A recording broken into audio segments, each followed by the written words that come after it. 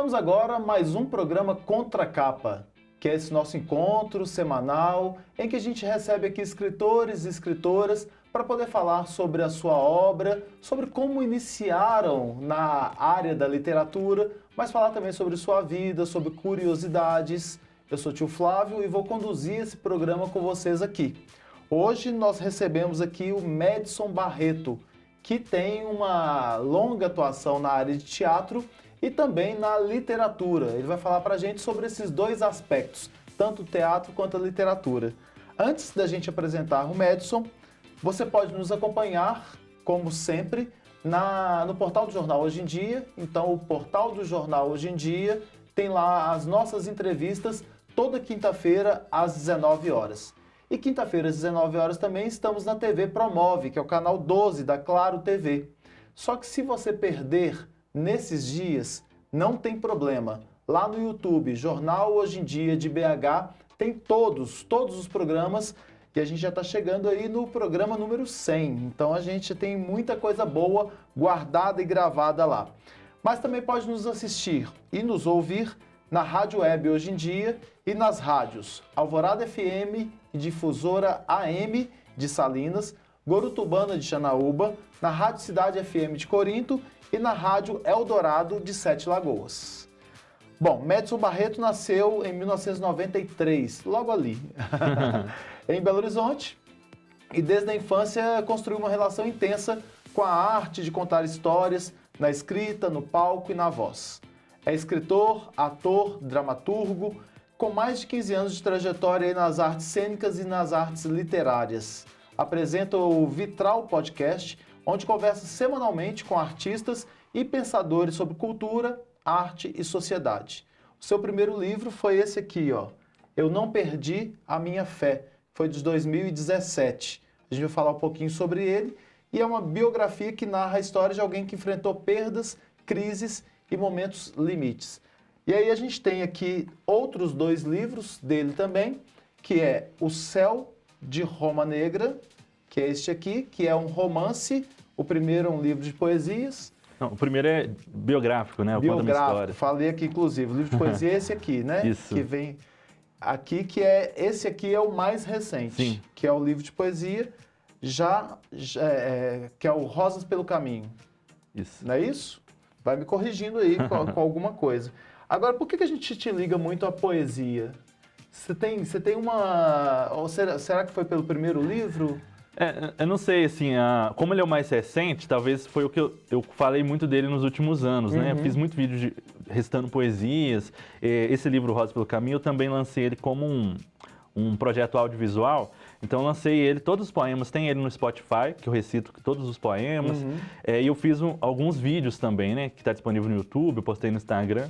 Aí, não sei, talvez muita gente a imagem, né? me conheceu por ele, né? Mas acaba que são três públicos bem diferentes, né? Como é um de poesias, um mais biográfico e sobre fé, e o outro romance policial, né? Acabou que eu tenho três públicos muito diferentes. Nós vamos falar sobre isso aí. Eu queria que você falasse para a gente, então, um pouquinho sobre essa questão aqui da arte de contar histórias que a gente tem aqui. Na escrita, no palco e na voz. O que é isso que você faz? Primeiro, que eu já entrei conversando, seja bem-vindo ao nosso espaço. E nos fala aí sobre essa questão da arte de contar histórias em lugares diferentes.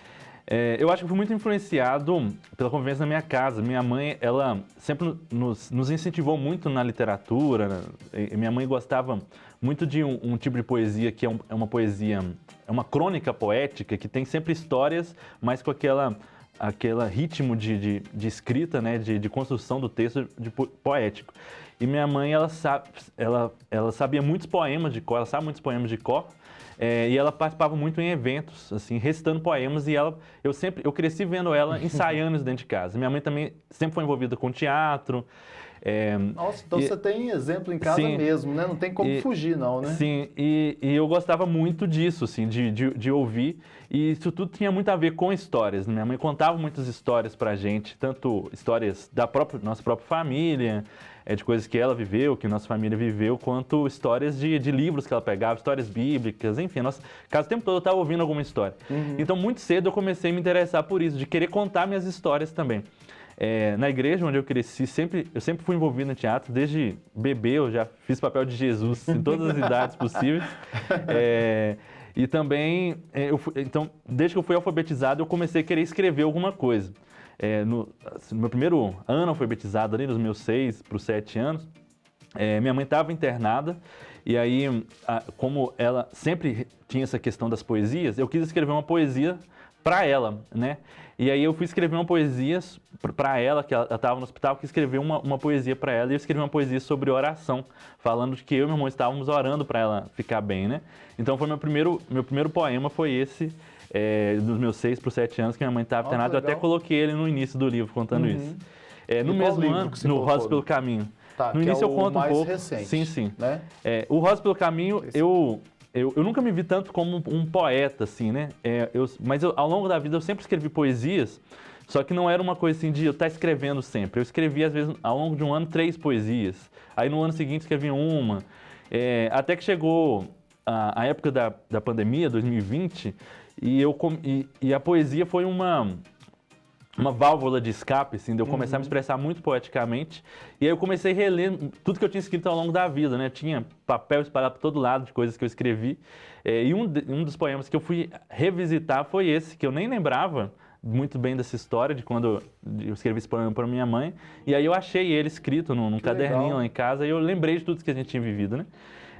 Nossa, a possibilidade de você voltar naquilo com 6 anos de idade, né? Reviver aquela história ali. Sim, sim. E fazer uma declaração de amor em forma de oração para sua mãe, né? Exato.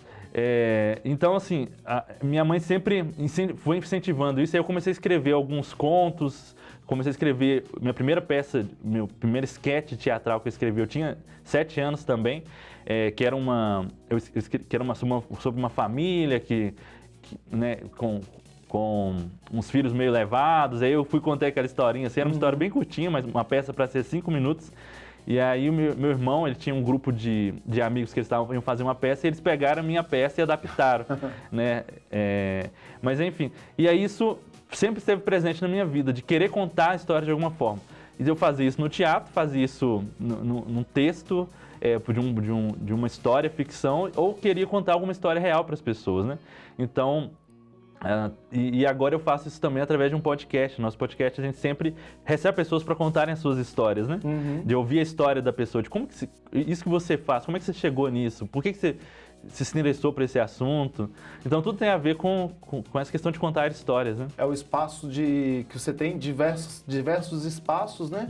Para poder mostrar histórias, que é interessante porque assim, a gente tem espaços na mídia que mostram histórias de pessoas que já são um fenômeno de mídia. Sim. Mas há tantas pessoas anônimas, e com muito respeito nesse anônimo, que não ganhou uma grande mídia, sim, que fazem coisas maravilhosas e que a gente não tem acesso a essas histórias, né? Sim. Então, fazer com que essas histórias cheguem a mais pessoas, através da literatura, ou através dessas entrevistas que você faz no seu podcast, que chama Vitral Podcast, é tão interessante porque a gente honra as pessoas, né, pelas histórias que elas têm, e acaba dando a possibilidade de várias pessoas conhecerem, né, novas histórias. Sim, sim. Agora me fala, como que... em 2017 você tinha quantos anos? Tinha 23. Como que surge a ideia de então fazer o livro que é autobiográfico? Cara, eu já estava escrevendo um outro livro na época, que eu acabei engavetando ele, que era um romance policial também. E aí eu fazia parte de um grupo, de uma companhia de teatro. Romance policial também, porque depois desse veio policial, O Céu de uma Negra, que é um romance policial. Mas eu tinha começado a escrever, assim, com meus 16 anos, um outro livro. E eu tentando me encontrar na escrita, eu passei muitos anos naquele livro, por fim desistir dele. E eu fazia parte de uma companhia de teatro, e o diretor dessa companhia, ele começou a conhecer um pouco da minha história, né? Eu perdi o pai muito cedo, meu pai faleceu, ele teve um AVE, né, um acidente vascular encefálico, o pessoal chama de AVC, quando eu ia fazer 2 anos, e foi uma morte muito súbita, né? Ele estava bem, estava tudo bem lá em casa, e de repente ele passou mal e morreu em uma semana. E isso desencadeou muitas questões na nossa casa, né? Porque ele era o provedor da nossa casa, ele trabalhava por conta própria, então a pensão que ele deixou não era equivalente ao que era a renda dele. Minha mãe entrou num processo depressivo muito grande, que durou anos, né? Isso desencadeou tentativa de suicídio, e a gente muito pequeno, eu ia fazer 2 anos, meu irmão ia fazer 8, e no meio daquele tumulto da minha infância, né? Eu também tive depressão na infância, eu fui uma criança depressiva nos primeiros anos de vida por conta da perda do meu pai. No meio disso, a gente começou a experimentar um cuidado de Deus naquilo, de algumas manifestações sobrenaturais mesmo na nossa casa, né? De experiências assim, da gente não ter o que comer em casa e, de repente, surgia alguém do nada falava assim, eu fiz uma compra para você, você chegava na nossa porta. Ou ou eu tá brincando e achar R$10, 20 anos atrás, era muito dinheiro, na rua, assim, e aí minha mãe fazia a compra da semana, né, de sacolão. Ou da gente... caso real, né? Muitos casos, assim, né? Tem casos do meu irmão criança, assim, queriam comer um biscoito de chocolate, e minha mãe falou, olha, eu não tenho dinheiro para isso. E aí ela saiu com o meu irmão, assim, ela estava indo para ver se recebia, ela vendia Tupperware.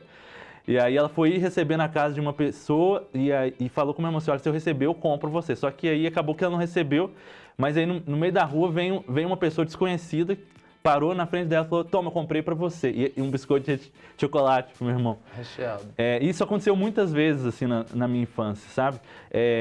De minha mãe tá doente eu, meu irmão, minha mãe, todos nós tivemos experiência de ver anjos na nossa casa quando eu era criança. De repente eu acordar de noite e ter um anjo andando, né? Eu tinha essas visões quando eu era criança. E aí, assim, todas essas coisas, a gente sempre ficou muito na nossa, a gente não contava isso para as pessoas.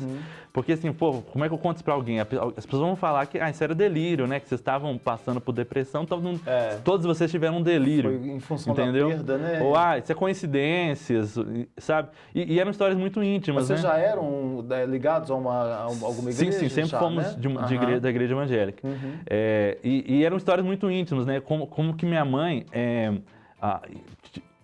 a questão da depressão no meio evangélico tinha-se muito preconceito, assim, né? Tipo, como se fosse uma falta, né? De Deus. Hoje a gente, né? fala mais sobre isso, mas sim, ainda no meio geral, né? Assim, parece que... Não, mas no meio religioso, mais. Padres, pastores, outros, né? Pessoas religiosas... Então, né? Então minha mãe, assim, tinha dificuldade de admitir. Minha mãe passou por algumas tentativas de suicídio. Então, só que ela nunca falou isso para as pessoas, de que ela tinha passado por aquilo por vergonha. Como é que poxa, mas você não é uma mulher de fé? Como é que você está fazendo isso? E algumas dessas, assim, né, minha mãe, assim, era impossível ela ter sobrevivido, né?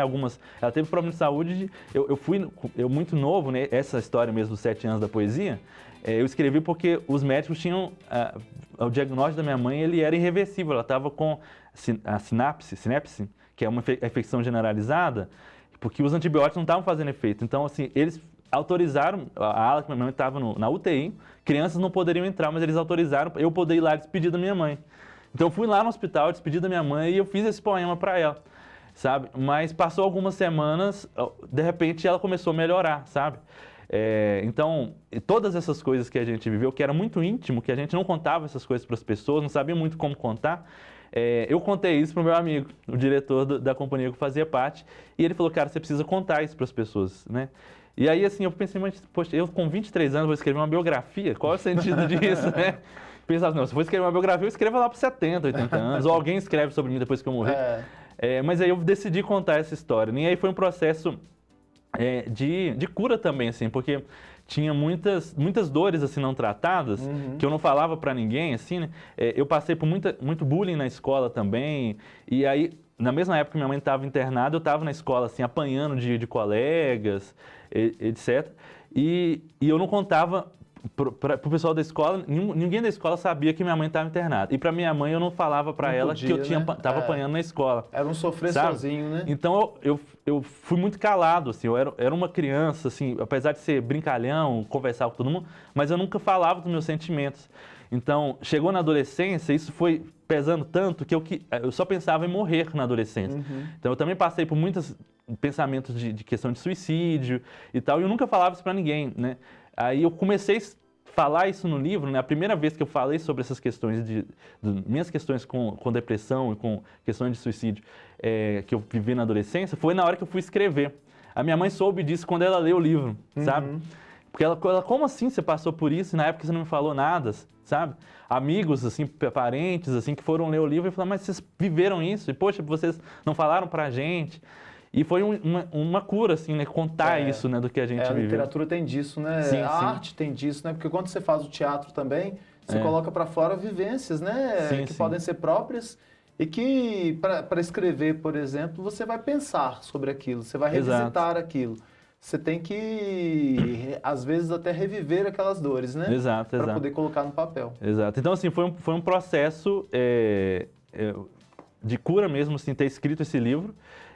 E ele me libertou, assim, como escritor também, como artista, que eu ficava sempre, nunca terminava um projeto de escrita, né, de um livro, né? Eu sempre escrevi textos de teatro e tudo mais, mas um livro eu nunca ia para frente, eu já tinha passado várias tentativas, aí esse eu imergi, eu tirei 7 meses, assim, e não saía de casa, assim, para nada, só escrevendo, né? Eu precisei conversar com muitas pessoas, né? Como tem muita coisa que aconteceu, eu era bebê, né? Conversei com minha mãe, com tios, com parentes, fiz uma pesquisa e aí imergi e transformei isso num livro.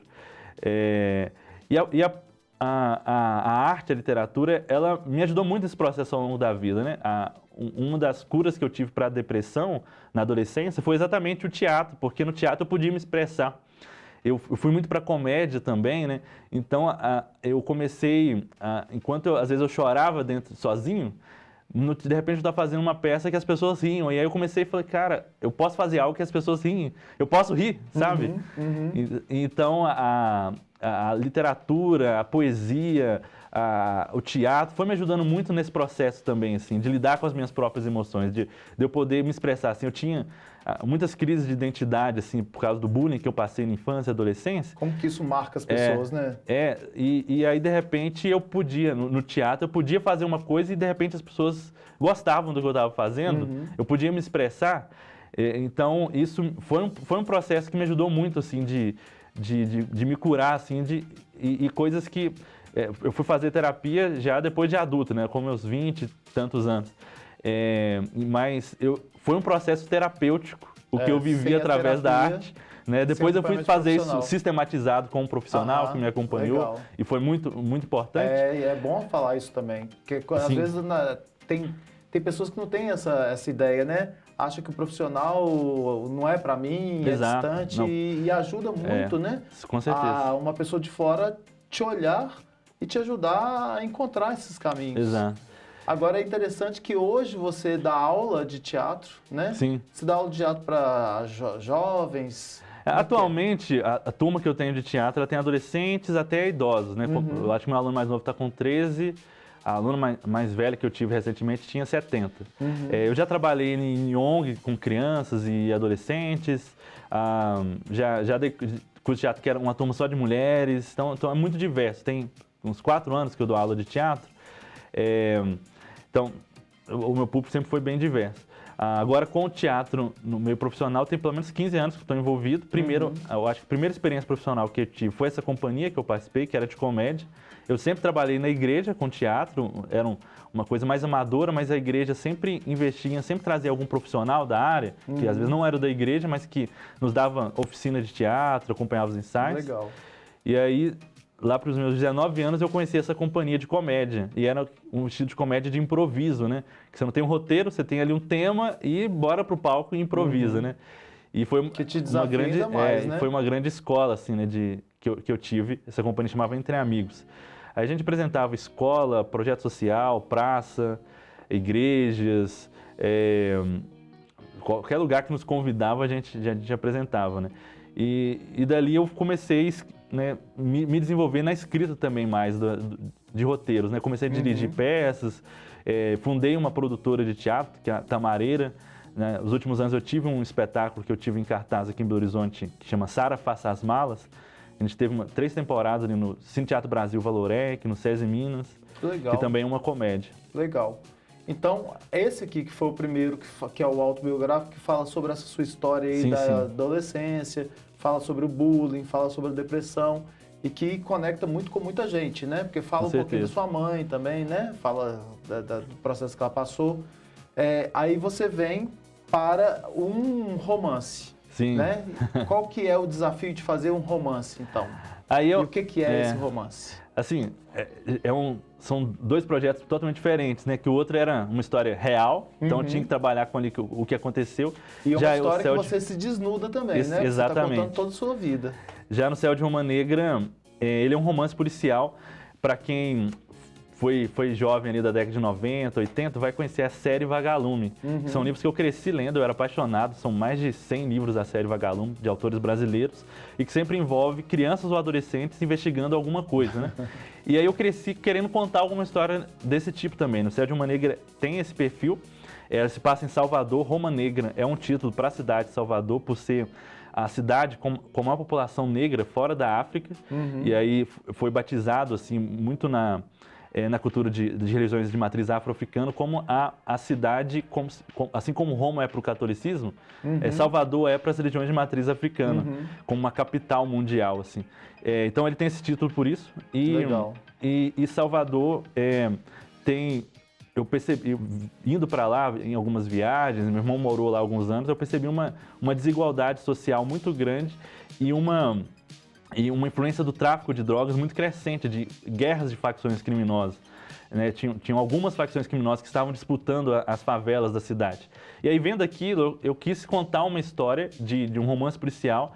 Eu sempre li romance policial, gosto muito de Agatha Christie, só que eram sempre uma realidade muito diferente do brasileiro, né? Então eu queria pôr um romance policial se passando no Brasil, qual que é o crime típico brasileiro que a gente lida quando a gente liga a televisão? Aí eu pensei, facções criminosas. A desigualdade social que a gente tem nas favelas. Então eu quis fazer um romance policial que passasse nesse contexto, mas que fosse um paralelo, não, fugiu a palavra, assim, né? Mostrando a desigualdade. O meu personagem principal, ele é um adolescente da alta classe e que mora Salvador tem essa característica, tem alguns bairros nobres, muito nobres, e que do lado dele tem uma favela com esgoto assim, escorrendo pela rua. Coladinho e aí eu quis com os bairros de classe rica, né? Assim, Belo Horizonte a gente tem um pouco menos essa desigualdade. Então tem algumas comunidades bem carentes em Belo Horizonte, mas em Salvador isso vi mais nítido. E Salvador foi a primeira capital do Brasil. Então o Brasil nasceu ali. Então eu quis fazer um livro que se passasse ali contando, mostrasse uma cidade que é o berço do Brasil e que é o berço da nossa miscigenação brasileira também, assim, né? Salvador era a cidade onde os navios com os negros escravizados chegavam, então ali que nasceu a nossa identidade brasileira, assim, de encontro do indígena com o europeu, com o africano, e muito da desigualdade social que a gente vê no Brasil inteiro, das questões do crime brasileiro, de facções criminosas, de corrupção, a gente via ali. Aí eu construí uma ficção para adolescentes, é um livro pensado para um público adolescente que se passa nesse contexto, que mostra a realidade da beleza de Salvador, da história de Salvador, mas também esse rasgo ali na sociedade do tráfico de drogas, de desigualdade social, de corrupção. Então, esse contexto. E o mais recente, que Rosas pelo Caminho, que é de poesias. Qual que é a ideia de fazer poesia? Porque são realmente públicos diferentes e gêneros diferentes, né? Mas qual que é a ideia de fazer poesia? Apesar que você já fazia desde cedo, sim. Né? Você já foi Jesus desde cedo, fazia poesia desde cedo, qual que é a ideia? O Rosas pelo Caminho, ele nasceu no período da pandemia. Logo no início da pandemia, eu perdi algumas pessoas muito queridas, de amigos, né, que morreram, assim, ou ficaram bem debilitados no período da pandemia.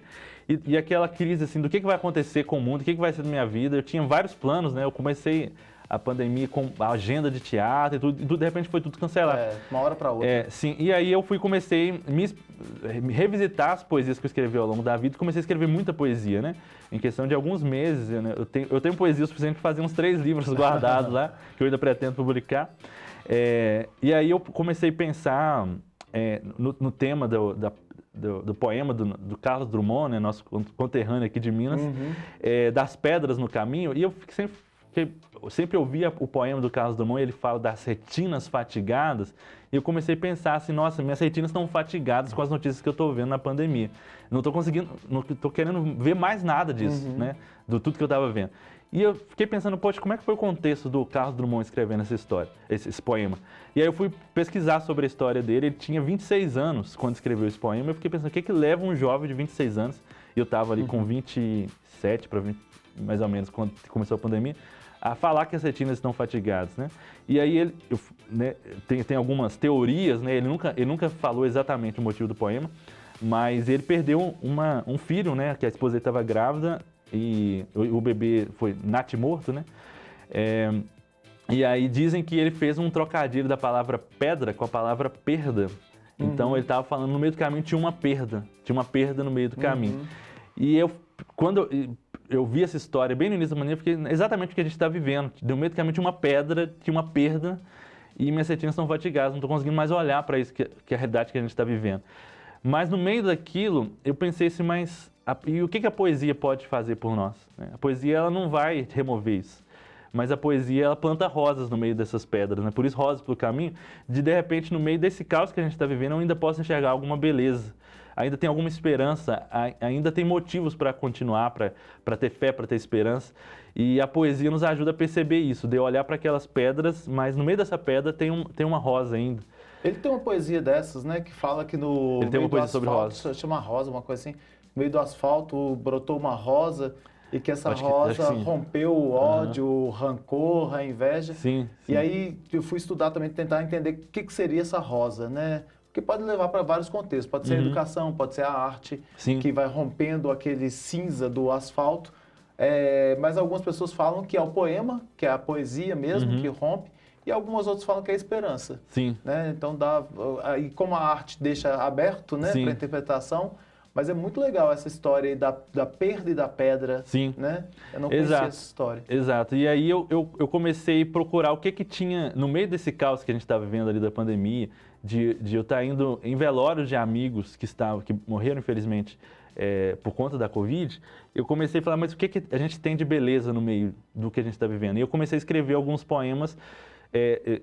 Eu sempre gostei muito de ir para algum lugar que fosse uma natureza aberta, mesmo que seja só um lote vago, mas de ir para lá, e lá perto de casa tem um espaço assim, que é uma reserva, e eu comecei a escrever algumas poesias do que eu estava vendo lá. Então eu escrevi poesias sobre os pássaros. Jesus, ele fala sobre ansiedade, e aí ele fala assim, olha, você está ansioso? Observe os pássaros. Eles não plantam, mas Deus dá para ele o alimento. Né? Olha, observe os lírios dos campos. E aí eu comecei a observar os pássaros. E aí eu fiz um poema sobre pássaros. Aí eu comecei a observar o ciclo das árvores. Aí eu fiz um poema sobre árvore. Aí eu comecei a observar o pôr do sol. Fiz um poema sobre o pôr do sol. Isso naquela época, durante exatamente, tudo durante espaço. Isso, exatamente, tudo em 2020 ali. E não fui reunindo necessariamente é um livro que fale só sobre a pandemia, né? Não é sobre a pandemia, é sobre perceber a beleza no meio do caos. Ele fica sendo atemporal, né? De perceber assim, nas dores que a gente está vivendo, no mundo que a gente está vivendo, eu percebo para onde eu posso olhar. Eu falo até sobre 3 movimentos de olhar. Um olhar para o lado, então eu enxergar a beleza em que está do meu lado. Aí eu falo de relacionamento amoroso, tem um poema para minha mãe, tem um poema que meu irmão escreveu, eu falo sobre amizade, eu falo sobre olhar para o horizonte, então enxergar a beleza da natureza, os pássaros, o pôr do sol e todas essas coisas, e falo de olhar para dentro, de enxergar o nosso caos, mas também enxergar a beleza em nós e de perceber os sentimentos que a gente tem. Então eu faço esses 3 movimentos no livro, né? Falo muito da natureza, falo muito de relacionamentos, falo muito de sentimentos. Legal.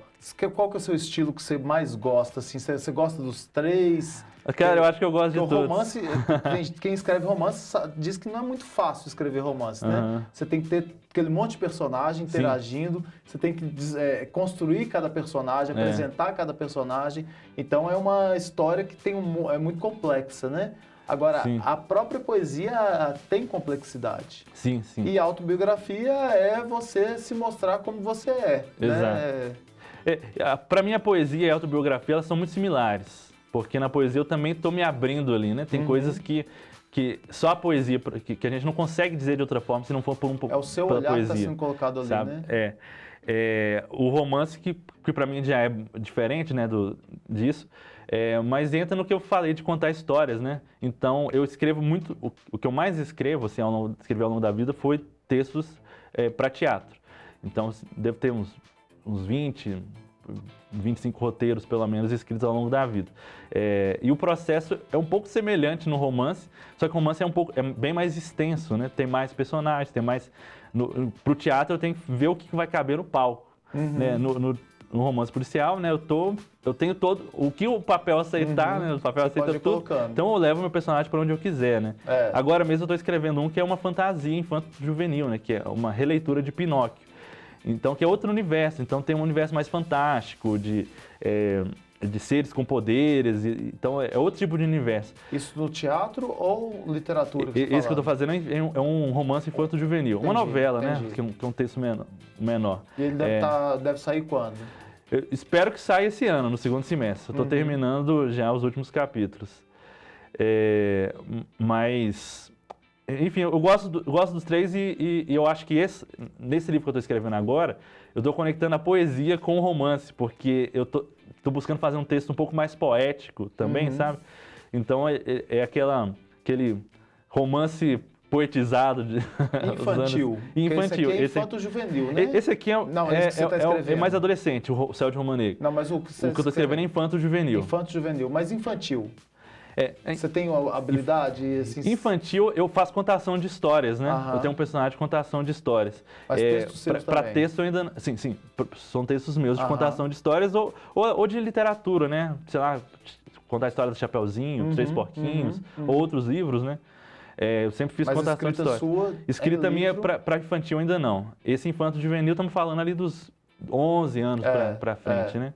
Que é uma outra linguagem também, né? Tem muito visual... no infantil, que eu estou dizendo, e que também é um desafio, porque você tem que colocar, às vezes, em poucas palavras, uma ideia. Né? E desenvolver essa ideia em poucas palavras. Acaba que eu gosto de me aventurar em vários gêneros, né? Que aí você vai conhecendo e construindo. Eu gosto de ler vários gêneros, né? Então, na hora de produzir também, eu também quero produzir de tudo aquilo que eu leio, né? Me conta uma coisa, para te achar, para te encontrar, para saber sobre os seus livros, como que as pessoas podem fazer? Eu tenho meu Instagram pessoal, Medson Barreto. Meu nome é um pouco difícil de escrever. M-E-D-S-O-N, né? O nome Edson. A pessoa fala assim, é Medson com A? Pensa que é uma versão americana do nome. Mas só pensar que meu pai chamava Edson, a minha mãe Maria, pegou o M de Maria e juntou como Medson. Medson Barreto. Você me acha no Instagram, meus livros estão disponíveis na Amazon. Pelo Instagram também tem um linkzinho na bio lá que dá para você pedir o livro físico que eu te envio por correios.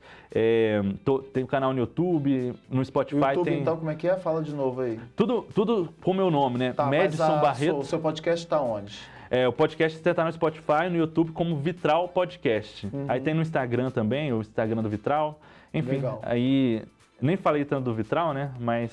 fica uma outra oportunidade. E convidar as pessoas para irem lá e assistirem também. Sim. Né? Medson, obrigado pela sua participação aqui. A gente fica por aqui e vai esperar aí o próximo livro. Com certeza. Muito obrigado, Flávio. Muito obrigado a quem nos assiste ou ouve. Exatamente, que aqui a gente pode assistir, pode ouvir. A gente não escreveu as histórias que foram contadas aqui, mas pode escrever também. Sim. Pessoal, a gente fica por aqui e nos encontramos no próximo programa. Até lá.